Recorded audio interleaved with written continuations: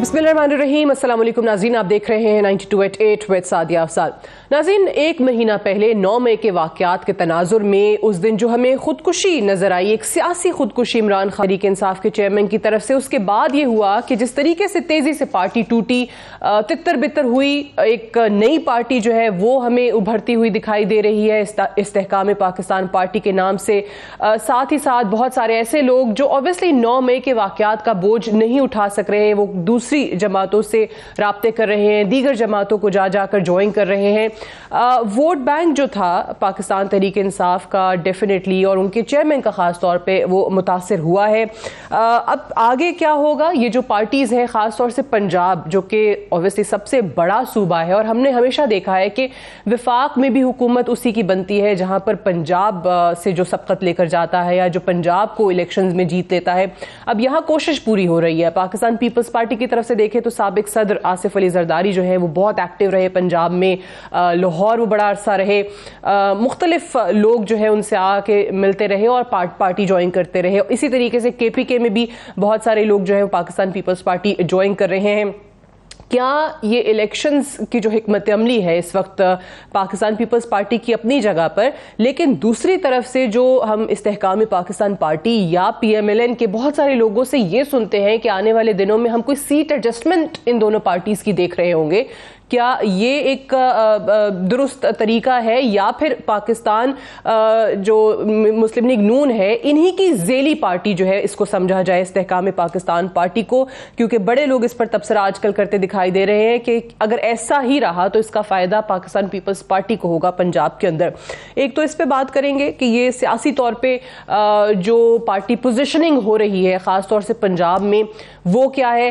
फिर 9 मई के ही वाक़यात के बाद से हम देख रहे हैं कि बहुत सारे लोगों के स्टेटमेंट्स सामने आ रहे हैं जो वर्कर्स थे, खास तौर से जैसे 9 मई का जो जिन्ना हाउस हमले पर एक और शरपसंद जिसको अरेस्ट किया गया है वो खुद PTI के यूथ विंग का इंफॉर्मेशन सेक्रेटरी निकला है, और उसकी तरफ से भी बहुत सारे इंकशाफात किए जा रहे हैं। 9 मई को लेके वजीर दिफा ने एक इंकशाफ किया है, गो कि उन्होंने इसकी कोई तफसील नहीं बताई है, लेकिन ये जरूर कहा है कि चेयरमैन PTI से 9 मई के वाकयात के हवाले से पूछगछ की जा रही है। तो वो क्या स्टोरी है, क्या पूछगछ की जा रही है, क्या हुकूमत के पास वाकई इतने शवाहिद इकट्ठे हो गए हैं कि ये तमाम मामला जो है वो वाकई चेयरमैन PTI की तरफ जाकर ही रुकेगा? और जैसे बाकी ट्रायल्स हम देख रहे हैं इस वक्त जो कि फौजी अदालतों में मामला चल रहे हैं, क्या चेयरमैन PTI का मामला भी आने वाले दिनों में हम फौजी अदालत में उनका भी ट्रायल देखेंगे? फिर दीगर जो केसेस हैं, ख़ास तौर से जो अलकादिर ट्रस्ट वाला मामला है जो कि बहुत क्लियर एविडेंसेस जो हैं वो उनके खिलाफ इसमें मौजूद हैं। इन तमाम चीज़ों के हवाले से पहले तो बात करते हैं। हमारे साथ खुर्रम परवेज़ राजा साहब मौजूद हैं, सीनियर रहनुमा पाकिस्तान पीपल्स पार्टी के, आपका बहुत शुक्रिया। और बिलाल अजहर कियानी साहब भी हमारे साथ मौजूद हैं, कोऑर्डिनेटर हैं वज़ीर आज़म के बराए economy and energy Pakistan Muslim League Nawaz से। बहुत शुक्रिया आपका भी बिलाल कियानी साहब। पहले तो खुर्रम परवेज़ साहब आप बताइएगा, इस्तेहकाम पाकिस्तान पार्टी एक महीने के अंदर लोग टूटे और यकायक वो पार्टी बन गई। पीपल्स पार्टी अलग ऑब्वियसली एक्टिव है आपकी जमात पंजाब के अंदर। इस्तेहकाम पाकिस्तान पार्टी ये आप लोगों के साथ सीट एडजस्टमेंट करने जा रहे हैं या नून लीग के साथ, जैसे कुछ पिछले दिनों ख्वाजा आसिफ ने हिंट भी दिया था हमें? बिस्मिल्लाहिर्रहमानिर्रहीम। Sadia, thank you very much, आपने बुलाया अपने शो में। लेकिन जी, जहाँ तक बात है इस्तेहकाम पाकिस्तान पार्टी की, तो ये पार्टी अभी अपनी फॉर्मेशन की स्टेजेस में है। अभी तो पार्टी नई नई बनी है। ये सवाल कि इत्तेहाद कैसे होगा, इलेक्शन से पहले इत्तेहाद बनते भी हैं, इत्तेहाद टूटते भी हैं, लेकिन जो सबसे बड़ा सवाल ये है कि इस्तेहकाम पाकिस्तान पार्टी जो है वो सबसे ज़्यादा टारगेट करना चाहेगी या बैंक करना चाहेगी PTI के वोट बैंक पे। उसी पार्टी से इस पार्टी का वजूद अमल में आया है। तो अभी इन्होंने पार्टी बनाई है, अभी अपने अहदेदार बनाएंगे, इन्होंने जलसे करने हैं, जुलूस करने हैं, इन्होंने अवाम में जाना है, और फाइनली इनके साथ कितना वोटर है वो तो इलेक्शन डे पे जब बक्से खुलेंगे तब पता लगेगा। बेटा, आपको लगता है कि PTI का वोट बैंक मुतासिर हुआ है इन तमाम लोगों के निकलने से? किसी हद तक ज़रूर। अच्छा। देखें, एक दो तरह के पॉलिटिकल लोग होते हैं। एक तो होते हैं जो फील्ड के पॉलिटिशियंस होते हैं, एक जो सेनेटर्स होते हैं या दूसरे भाई हमारे जो सियासत करते हैं। तो जो इलेक्टेबल्स जाएंगे ना इनको छोड़ के, उससे उन हलकों में जरूर फर्क पड़ेगा। तो इलेक्टेबल्स यानी हर जमात के लिए नागुज़ीर है। अब आपकी जमात में भी बहुत सारे वापस हकीकत यही है, अगर मैं बरमला कहूं तो ये हकीकत है कि इलेक्टेबल्स की जरूरत है हर जमात। आपने देख लिया कि 2002 में इलेक्टेबल्स किस जमात के साथ थे, 8 में जब हमने गवर्नमेंट बनाई तो बहुत सारे हमारे साथ थे, फिर 8 के बाद जब अगला इलेक्शन आया तो बहुत सारे वही लोग नून के साथ थे, और फाइनली जब अभी 18 के इलेक्शन हुए तो वो लोग पीटीआई के साथ थे। तो ये एक कल्चर है इस मुल्क का, अच्छा या बुरा ये एक अलग डिबेट है, लेकिन एक हकीकत है। बिल्कुल सही। पार्टी लीडरशिप को ऐसे लोगों की हमेशा से जरूरत होती है, और हर दौर में हम देखते हैं कि इलेक्टेबल्स यहां से वहां जा रहे होते हैं। इस चीज को अभी तक तब्दील नहीं किया जा सका, लेकिन ये हकीकत है। बिलाल कियानी साहब, मुझे बताइए कि बहुत सारे इस्तेहकाम पाकिस्तान पार्टी के लोगों से जब बात करते हैं या जिस तरीके से मीडिया में आकर बात करते हैं, वो ये तासुर देने की कोशिश करते हैं या वो जो नर्म गोशा दिखाते हैं अपनी बातों में टूवर्ड्स PMLN, उससे कहीं ये तासुर मिलता है कि या तो ये PMLN की कोई जैसे झेली जमात है, या फिर जो ख्वाजा आसिफ साहब का मैं बयान का जिक्र कर रही हूं कि उन्होंने जो इंदिया दिया है कि उनसे आने वाले दिनों में आप सीट एडजस्टमेंट कर सकते हैं, ये बात किस हद तक दुरुस्त है? जी बिस्मिल्लाहिर्रहमानिर्रहीम। सादिया साहिबा बहुत शुक्रिया जी अपने शो में दावत देने का। देखिए, जमातें यहाँ पे बनती भी हैं, टूटती भी हैं, नई जमातें बन जाती हैं। तो चलें, ये अब एक नई जमात बनी है। बहुत सारे वो लोग हैं जो अक्सरियत तो ऐसे लोग हैं जो एक और जमात में रहे हैं। तो जब इलेक्शन का वक्त आएगा जी हम देखेंगे। हमें तो बस ये पता है कि पाकिस्तान में और बिलखसूस पंजाब में पाकिस्तान मुस्लिम लीग नून सबसे पिछले 3 दहाइयों से ज़ायद में सबसे बड़ी इलेक्टोरल रियलिटी रही है और अभी भी है। और हम तो अपने इलेक्शन अपने तरीके से इंटरनली हमारी जमात में जो कैंडिडेट्स हैं उनके साथ हम लड़ेंगे, ज़रूर लड़ेंगे। हमारे यहाँ तो प्रॉब्लम अक्सर ये होती है कि बहुत सारे मौजू उम्मीदवार होते हैं एक हल्के में, और हमें डिसाइड करना होता है कि जमात को, जमात के पार्लिमानी बोर्ड को मियां मोहम्मद नवाज शरीफ साहब की क़ियादत में डिसाइड करना होता है कि कौन मौजू कैंडिडेट है जिसको जहाँ कहाँ से या जिस NA की या प्रोविंशियल असम्बली की सीट से लड़वाना है। तो देखिए, जब वक्त आएगा इलेक्शन का तो यकीनन कुछ जगहों पे ओवरऑल कहीं ना कहीं कोई सियासी तौर पे मैं ये जानना चाह रही हूँ, क्योंकि पंजाब में सियासी पोजीशनिंग जो इस वक्त हो रही है वो बड़ी इंटरेस्टिंग है।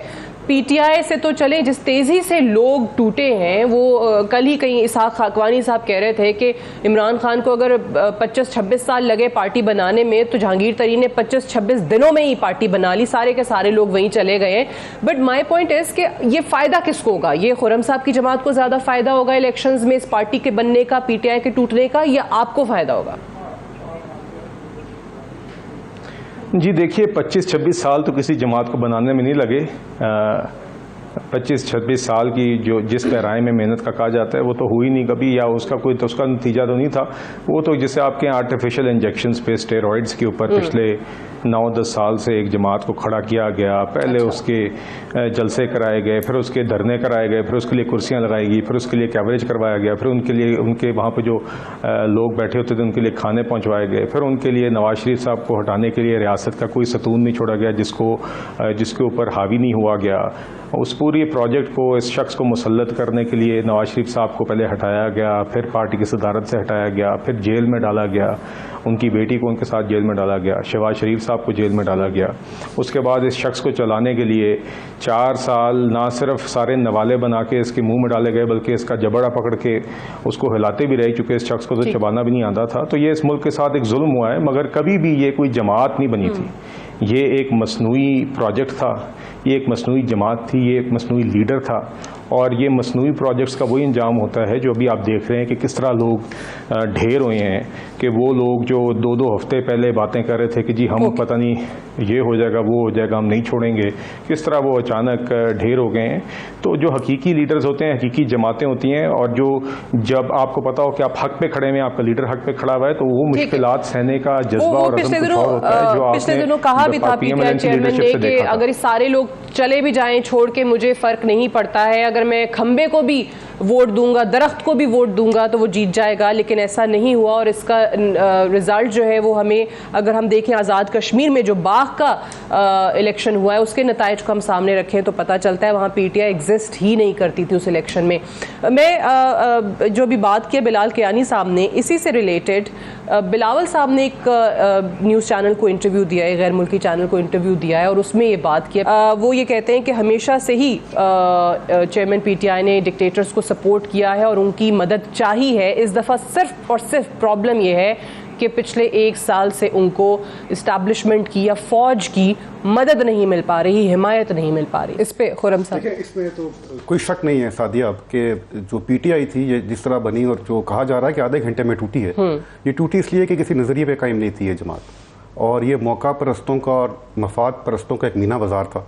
और जब 9 मई के बाद आपने देखा लोग किस तरह छोड़ के जा रहे हैं। अब एक तरफ ये जमात है और दूसरी तरफ इसी इंटरव्यू में जो आपने जिसका क्लिप दिखाया, उस सहाफ़ी ने चेयरमैन बिलावल भुट्टो साहब से सवाल किया कि भुट्टो शहीद को फांसी दी गई, आपकी वालदा को असैसिनेट कर दिया गया, तो अभी भी आप वापस जाना चाहते हैं पाकिस्तान? ठीक है, जान से बड़ी कोई कुर्बानी नहीं है। तो उन्होंने जो जवाब दिया बड़ा तारीखी जवाब था। उन्होंने कहा कि मैं यहाँ से करबला जा रहा हूँ जी, और जब मैं देखता हूँ कि हजूर पाक की फैमिली के साथ जो कुछ हुआ तो उसके मुकाबले में हमारी कुर्बानी कुछ नहीं है, कोई सेक्रीफाइस नहीं। तो ये होता है लीडर, ये विजन होता है, और ये वो लोग होते हैं जो मुश्किल टाइम में खड़े होते हैं, नज़रिए पे खड़े होते हैं। तो बहुत बड़ा मैसेज था ये। और जहाँ तक जो आपने, मैं कहना चाहूँगा 9 मई के वाले से एक बात आपने इंट्रो में बात की। 9 मई को एक भयानक साजिश होती है और अल्लाह के फजल करम से वो साजिश नाकाम हो जाती है। 9 मई के बाद टाइम आता है रियासत के रिस्पॉन्ड करने का, और क्लियर मैसेज ये, कोई अपने आप को डीबी के ऊपर ना समझे कि वो कुछ करके बच के निकल जाएगा, शिकंजा कसा जाएगा। और यही वो टाइम है जब हमने साबित करना कि कोई रियासत से बड़ा नहीं है और रियासत किस तरह अपने बचाव के लिए आगे। यानी हुकूमत, ऑब्वियसली ये हुकूमतों का काम है ना। हमें पिछले दिनों I had Rana Sanaullah on my show, और मैंने उनसे भी ये सवाल किया था, गो कि वो तफसील नहीं बताते, लेकिन अगर वाकई एविडेंस है आप लोगों के पास कि सारी की सारी साजिश, प्लानिंग खुद चेयरमैन पीटीआई की तरफ से की गई, साबिक वज़ीर आज़म की तरफ से की गई, सो क्यों नहीं अभी तक उनके खिलाफ ये मुकदमा शुरू हुआ? इस पे मैं ये समझता हूँ, देखिए, एक तो वो सबूत हैं जो दुनिया ने देख लिए हैं अपनी आंख से, जो कैमरे ने दिखा दिए हैं, जो फुटेजेस आ गई हैं, वीडियो की, ऑडियो के जो रिकॉर्डिंग्स हैं वो सामने आ गई हैं। मेरा ख्याल है जो नाकाबिले तरदीद शवाहिद की बात की जा रही है ना, वो जब वंस ये केस चलेगा तो मेरा ख्याल है वो ज़ाहिर है वो सामने आएंगे। और ये जो इलामिया था फॉर्मेशन कमांडर्स कॉन्फ्रेंस का, उसमें ये लफ्ज़ इस्तेमाल किया गया कि नाकाबिले तरदीद शवाहिद हैं, तो ज़ाहिर है कोई ना कोई उनके पास ऐसी चीज़ है जो साबित करती है कि वो चेयरमैन पीटीआई के, और ये बात आम आदमी भी समझ सकता है। यू थिंक कि ये जाना चाहिए फौजी अदालत के अंदर मामला? इसमें क्राइटेरिया बड़ा सिंपल है जी कि जहाँ सिविलियन जगहों पे कोई तोड़-फोड़ हंगामा आई हुई है वो आप ATC में चला लें, और जहाँ मिलिट्री वो तो है, लेकिन इनका कहाँ होना चाहिए चेयरमैन पीटीआई का? मेरा ख्याल है कि अगर मास्टरमाइंड ये हैं इस तो सारे के पीछे, तो मिलिट्री कोर्ट के अलावा चॉइस नहीं रह जाती। राइट, मुझे एक ब्रेक लेनी है, ब्रेक से वापस आएंगे, हम डिस्कशन को यहीं से आगे बढ़ाएंगे। Stay tuned.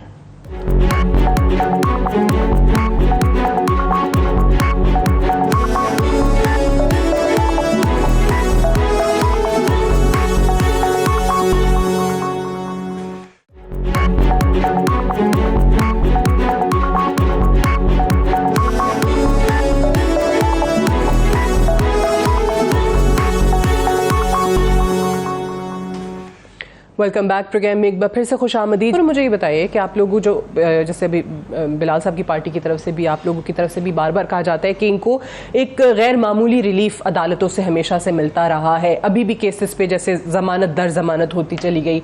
अब जो कुछ हो चुका है, और ख़ास तौर से 9 मई के बाद से जब चीज़ें बहुत तब्दील हो चुकी हैं, आपको लगता है कि अभी भी कुछ इनको उम्मीद है अदालतों से, सुप्रीम कोर्ट से ख़ास तौर से नाम ले लेके जब ये चीफ जस्टिस साहब से अपील करते हैं? जरदारी साहब को आपने 11 साल जेल में रखा, कोई साबित ना कर सके, वो भाग के तो नहीं गए, अपने मुल्क में रहे। मेरी अपनी फैमिली पे, मेरे वालिद साहब राजा परवेज अशरफ साहब पे दर्जनों केसेस बने, अल्हम्दुलिल्लाह अपने मुल्क में रहे, हमने फेस किया और अल्लाह पाक के करम से हम बाइज्जत बरी हुए। तो अगर आपने कुछ गलत नहीं किया, तो आप अगर सियासी केसेस बनते हैं, आप कहते हैं विक्टिमाइजेशन हो रही है, तो आपने प्रूफ भी अदालत में करना है। आपने अदालत से नहीं लड़ना, अपने अदालत में अपना केस लड़ना है, अपने मुल्क में रह के लड़ना है। फिर रब भी करम करता है, जब आप भाग जाते हैं तो इस चीज़ को और शायद मिलती है कि जरूर कोई वजह थी जो आप घबरा रहे हैं सामना करने से। जहाँ तक बात है खान साहब की, तो इसमें कोई शक नहीं कि उनको जो रिलीफ मिला है वो पाकिस्तान की तारीख में किसी ने नहीं देखा। अच्छा। और ये एक ये चीज़, और दूसरा ये कि एक जब इलेक्शन की बात चली 14 मई खैर गुजर गई अब, तो इनका मुतालबा था इलेक्शन कराए जाएं और हमारा मुतालबा था कि लार्जर बेंच बना दें। तो वो तारीख में ये भी लिखा जाएगा लार्जर बेंच क्यों नहीं बनाया गया। ठीक है, अगर आप लार्जर बेंच बना देते, कोई भी फैसला कर देते, यही फैसला कर देते, पूरी कौम मानने पे मजबूर होती उसको। तो इसलिए ये तासुर नहीं जाना चाहिए कि किसी एक शख्स के लिए कानून और है, किसी और जमात या शख्स के लिए और है। कानून सबके लिए बराबर होना चाहिए और कोई और अभी कानून आपको से लगता बाला है अब वो रिलीफ निकल गया, अब वो टाइम निकल गया। मैं समझता हूँ कि जो संगीनी है 9 मई के वाकयात की उसके बाद और जो शवायद है उसके बाद तो मेरा ख्याल है कोई चाहे भी तो रिलीफ नहीं दे सकता। ठीक है, एक जाते जाते मुझे सेगमेंट यहाँ पे क्लोज करना है, लेकिन बिलाल आपकी मौजूदगी का फायदा उठाते हुए, क्योंकि अब ये कल जो बजट आया है और उसके बाद से IMF की तमाम कंडीशंस का पूरा कर देना और आने वाले दिनों में भी उनकी तमाम कंडीशंस को पूरा करने के हवाले से प्राइम मिनिस्टर साहब ने भी, इसहाक डार साहब ने भी जो यकीन दहानी कराई है। अब ये जो बात की जा रही है कि जी चेयरमैन PTI जिम्मेदार है, चेयरमैन PTI चलें उस मुआहदे के या शराइत पूरी ना करने के जिम्मेदार होंगे, लेकिन क्या वजह है कि आपकी हुकूमत आने के बाद से ये एग्रीमेंट नहीं हो पा रहा, स्टाफ लेवल एग्रीमेंट नहीं हो रहा, आप लोगों ने कंडीशंस पूरी कर भी दी हैं तब भी नहीं हो पा रहा साइन? जी देखिए, एक तो सॉरी मुझे आपकी आवाज़ ना जी कट कट के आ रही थी, मगर मुझे जो बात समझ आई, आपका सवाल था ये मौजूदा बजट के हवाले से, मगर ख़ास तौर पे आई थिंक आपने, मैंने जो एंड में सुना है आपने IMF के मुतल्लिक पूछा है। तो देखिए बात यह है कि यकीनन एक तो इमरान खान साहब ने जिन्होंने कहा था कि जी मैं खुदकुशी कर लूँगा, IMF नहीं जाऊँगा, उन्होंने पहले पूरा 1 साल अपने हुकूमत का ज़ाया करके फिर एक सब स्टैंडर्ड IMF प्रोग्राम तय किया जिसके अंदर सख्त शराइत थी, ज़रूरत से ज़्यादा सख्त शराइत थी और बहुत जल्दी बहुत सख्त इकदाम आवाम के लिए फाइनलाइज किए। 4 वज़ीर ख़जाना बदलने के बाद वो प्रोग्राम वो नहीं चला सके, कभी रुकता था कभी चलता था, फिर पैसे लेते थे फिर भाग जाते थे प्रोग्राम से। आखिरकार उन्होंने मुआहदा तोड़ के आखिरकार फिर से पेट्रोलियम मसनूआत की कीमतों के मुतल्लिक तो IMF के अपने ही प्रोग्राम को आग लगाई और हमें एक संगीन तरीन बहरान की तरफ मईशत को धकेला जाने से पहले तो हमने आके सबसे पहले आते ही हमने IMF को बिठाया और हमने इन्हीं का ही टूटा फूटा जो प्रोग्राम था उसको हमने चलाया, क्योंकि उस टाइम पे रियासत को बचाने के लिए यही ज़रूरत थी। तो हमने उसी प्रोग्राम को चलाया, उसके अंदर कुछ अमेंडमेंट्स की और पिछली गर्मियों में साल पहले तकरीबन हमने वो प्रोग्राम रिज्यूम किया था जी। और आप जानती हैं कि उसके बाद और उस टाइम पे भी इन्होंने सबूताज करने की कोशिश की। आपको शौकत तरीन और तैमूर झगड़ा की ऑडियो कॉल याद होगी कि किस तरह इन्होंने उस टाइम पे भी कोशिश की कि किसी तरह प्रोग्राम ना हो जी, बिल्कुल। और ये मेरे नज़दीक तो एक संगीन जुर्म है जी। देखिए उसके बाद आपने देखा कि यहाँ पे सैलाब आ गए, तो जिसकी वजह से जो हमने IMF के साथ एक फ्रेमवर्क एग्री किया हुआ था उसको इन अ वे हमें उससे हटना पड़ा, क्योंकि एक इमरजेंसी हो गई थी जिस वजह से हमें सैलाब मुतासरीन के लिए रिलीफ, रिहैबिलिटेशन, रिकन्स्ट्रक्शन एफर्ट्स करनी थी। और उसकी वजह से वो फिर जो डिस्कशन थी, जो आमतौर पर रिव्यू डिस्कशंस होती हैं, वो उस तरह की नॉर्मल ट्रैक की नहीं रही जिसमें आमतौर पर आप जो अग्री टारगेट्स होते हैं सिर्फ उस पर डिस्कशन करते हैं। हमें यहाँ पे फिर फिस्कल स्पेस जिसे कहते हैं या अखराजात करने पड़े, हमें उस प्लान से हटना पड़ा। इमीडिएट जो इमरजेंसी थी उसको पूरा करने के लिए मुल्क में $30 अरब के नुकसान हुआ जी। 100 अरब रुपए से ज़ायद खर्च किए गए मुतासरीन पे, सैलाब मुतासरीन पे। तो देखिए उसके बाद और उसका ठीक है, जिस तरह ये राइट बहुत सारी चीजें थी और जैसे कल डार साहब भी कह रहे थे कि इलेक्शन सर पे है, चाहते तो बहुत अच्छा बजट भी दे सकते थे, लेकिन हकायक पर मबनी बजट हमने दिया है। लास्ट कमेंट खुर्रम इसी पे आपसे कि ये बजट तक रहता नहीं है ना। मामला ये कि हमारे यहाँ एक माली साल का बजट आता है लेकिन उसके बाद बहुत सारे मिनी बजट जो है वो आना शुरू हो जाते हैं। ऑलरेडी इतना बोझ है, अब मजीद बोझ पड़ेगा और इलेक्शन से पहले पड़ेगा, तो आप लोगों पे तो इलेक्शंस में इसका बहुत असर आएगा। बिल्कुल आता है जी, महंगाई का असर आता है। हाँ। जब आप कीमतें बढ़ाते हैं उसका असर आता है। मैं सिर्फ ये कहना चाहूँगा कि लेट अस होप के मिनी बजट ना आए, लेकिन इसमें जो एक हौसला अफजा चीज़ है कि जो सैलरीज बढ़ी हैं 35%। चेयरमैन बिलावल भुट्टो साहब का तो इसरार और मुतालबा 50% का था, लेकिन ये भी इत्मीनान बख्श है मुश्किल हालात में। 17% पेंशन बढ़ गई हैं और जो डेली वेज है वो 25 से बढ़ा के 32,000 कर दी है। तो बेहतरी की चीज़ें थोड़ी बहुत हुई हैं। होप करनी चाहिए कि इसी पे अगले साल तक हम जाएं, मिनी बजट ना आए। मिनी बजट ना आए, उम्मीद तो हमेशा यही करते हैं, लेकिन आते बहुत सारे मिनी बजट से। I have to wind up here. बहुत शुक्रिया खुर्रम परवेज राजा साहब आपका और बिलाल अजहर कियानी साहब आपका। ब्रेक लेंगे और ब्रेक से वापस आएंगे तो हम बात करेंगे डॉक्टर फिरदौस आशिक अवान हमारे साथ मौजूद होंगी, जो कि अब इस्तेहकाम पाकिस्तान पार्टी से मुंसलिक है। उनसे बात करेंगे एक वक्फे के बाद।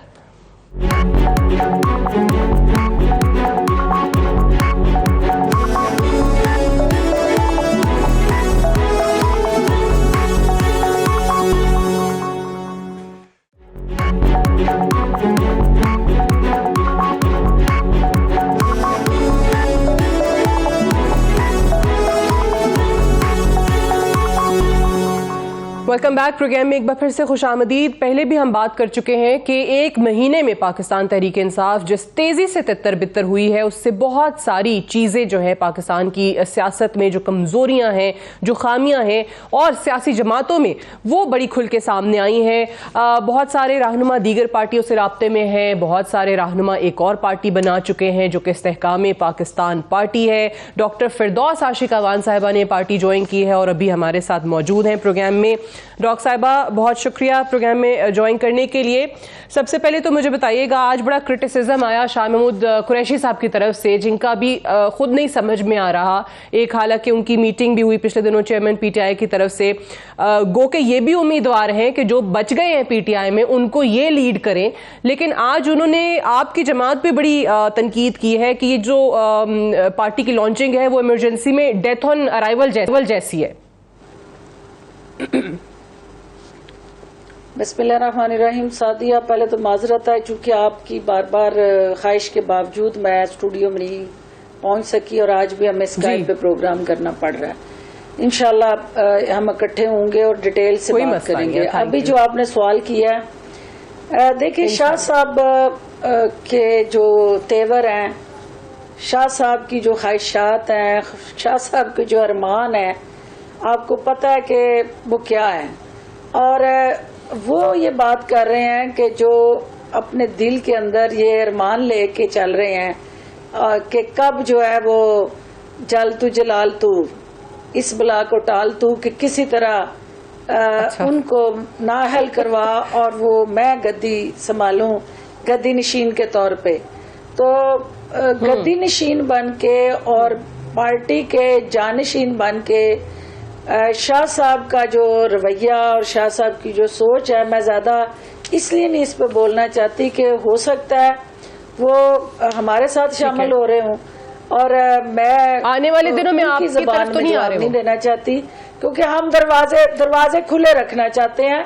क्योंकि जो खान साहब दिखाते सज्जी और मारते खब्बी हैं, तो अभी जो इश्क चला हुआ है शाह साहब का, अभी पहली मीटिंग में जो उनके चेहरे पे हवाइयां उड़ी हुई थी और जिस तरह से बेआबरू हो के तेरे कूचे से निकले, तो मीडिया से भी बात नहीं की थी उन्होंने और दौड़ लगाई थी। तो हम ये नहीं चाहते कि शाह साहब का एक मुकाम है, एक लीडर के तौर पे भी, वर्कर के तौर पे भी, उनकी जुबान से ये इस तरह की जो गुफ्तगू है वो उनके शान शयान नहीं है। हाँ, जहां तक बात है इस्तेकाम पाकिस्तान पार्टी का, तो मुझे ये बताएं कि ये बिल्कुल डेथ वारंट इशू हुआ जिस दिन आपके एक ऐसी जमात जो पहले दिन जिसका जन्म हो रहा था, 100 से ज्यादा पार्लियामेंटेरियन और टिकट होल्डर जो थे वो उसकी लॉन्चिंग में मौजूद थे। आज तक कभी नहीं हुआ पाकिस्तान में, जब भी कोई सियासी जमात बनी है और वो कोर ग्रुप 4-5 लोग मिलके बैठ के प्रेस कॉन्फ्रेंस करते हैं और जमात का ऐलान करते हैं। इस्तेकाम पाकिस्तान पार्टी वो पहली जमात है जिसने पहले दिन ही 100 से ज्यादा लोगों को अपने साथ बिठाया, शो अप किया, अपनी स्ट्रेंथ दिखाई। और फिर वो ऐसे वैसे लोग नहीं है, वो लोग थे जो अक्सरियत उसमें पीटीआई को अपनी जवानियां, अपना खून, अपना वक्त, अपने वसाइल और अपनी तमाम कई साल लगाए पार्टी में। बट डॉक्टर साहब को ये पता होना चाहिए, इस्तेहकाम पाकिस्तान पार्टी को लेके बड़े लोग सवाल भी उठाते हैं। खुद पीटीआई वाले जब तनकीद करते हैं, जो बच गए पीटीआई में, वो कहते हैं कि जी ये वाहिद पार्टी है जिसमें लीडरान तो बहुत सारे हैं, वोटर कहाँ हैं, कारकुन कहाँ हैं? कारकुन लीडर के पीछे आता है। और जिस दिन खान साहब ने 22 साल जो जदोजहद की थी, तो 22 साल वो 20 लोग ही रहे और वो बार बार जलसों में बताते थे, आपको याद है? वो 22 साल में एक ही बात कहते थे कि मैं मेरे पास जो है 22 से 23वां बंदा कोई नहीं आता था।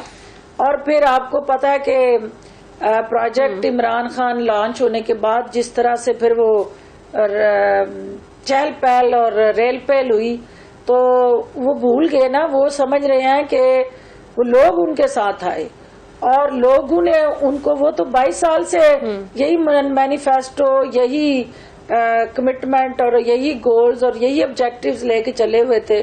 और इवन के 2013 में मैं आपको अनुरोध कहती हूँ कि मेरे पास आए थे इनकी टीम के, आप हमारी टिकट से इलेक्शन लड़े, तो मैंने हंस के उनको ये कह दिया था कि डेवो का टिकट मुझे नहीं चाहिए और मैं पार्टी के टिकट पे इलेक्शन लड़ूंगी। तो अगर 2013 में कोई उनके पार्टी के टिकट लेने के लिए तैयार नहीं थे तो फिर कुछ तो ऐसा हुआ होगा कि खान साहब 22 से जो है फिर आज वो दावा कर रहे हैं कि मैं कल्ला ही काफी हूं। तो वो कल्ला काफी नहीं हो सकते, उनको एक टीम वर्क चाहिए। और ये सारी उनकी टीम के लोग थे जो उनको छोड़ के आए हैं। उन्हें सोचना पड़ेगा अपने उन रवैये पे, उस बयानिए पे, उस पूरे इर्द गिर्द की अपनी टीम पे कि क्यों ऐसा हुआ कि एक पॉपुलर लीडर जो था, जो मैसेज की उसके साथ अच्छा, ये आपने बड़ी इंटरेस्टिंग बात की है डॉक्टर साहिबा कि ऐसा क्यों हुआ। अब मुझे एक बात बताइएगा, आपकी पार्टी के हवाले से इस्तेहकाम पाकिस्तान पार्टी लॉन्च हो गई और उस दिन हम देख रहे थे जब सबकी तकरीर हो रही थी और स्टेज पर लोग बैठे थे, फयाजुल हसन चौहान जो है वो अपना मुंह छुपा रहे हैं स्टेज पे। जरा वो प्रोड्यूसर साहब साथ साथ विजुअल्स भी चला दें। और फिर वो लोग जो कहते थे हम तो ब्रेक ले रहे हैं, उन्होंने बड़ी जल्दी ज्वाइन कर ली पार्टी। फवाद चौधरी साहब जो है वो जानबूझ के पीछे जाके बैठे कि वो नजर ना आए।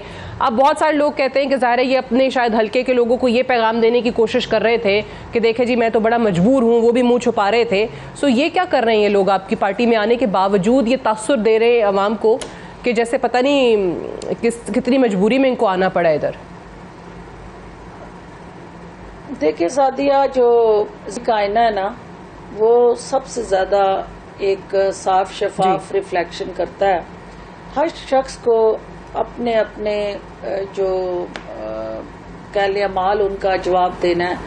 और मैं उनके अमाल का जवाब इसलिए नहीं दे सकती कि मैं बड़ी क्लैरिटी के साथ इस्तेहकाम पाकिस्तान पार्टी में गई हूँ। ना मेरे ऊपर कोई FIR थी, ना मुझे जेल से ला के FIR प्रेस कॉन्फ्रेंस मैंने की, और ना मैंने ओवरऑल जो है वो PTI को किसी प्रेशर में या किसी को खुश करने के लिए या अपने ज़ाती मफाद के लिए छोड़ा।